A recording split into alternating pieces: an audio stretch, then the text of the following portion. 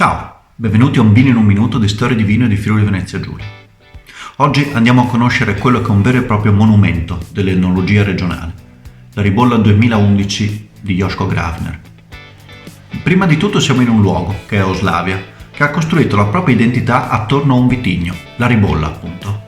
Tutto questo unito da quello che è una vera e propria opera d'arte della nostra enologia, un vino che ci fa contemplare l'aperto della pianura davanti alle colline di Oslavia.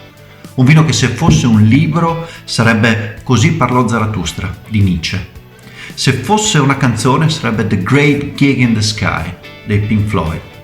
E se fosse un film sarebbe il capolavoro La finestra sul cortile di Alfred Hitchcock. È un vino che ci toglie ogni certezza e che è capace di renderci più grandi. La sua classificazione è 9.6. Non può mancare in nessuna cantina.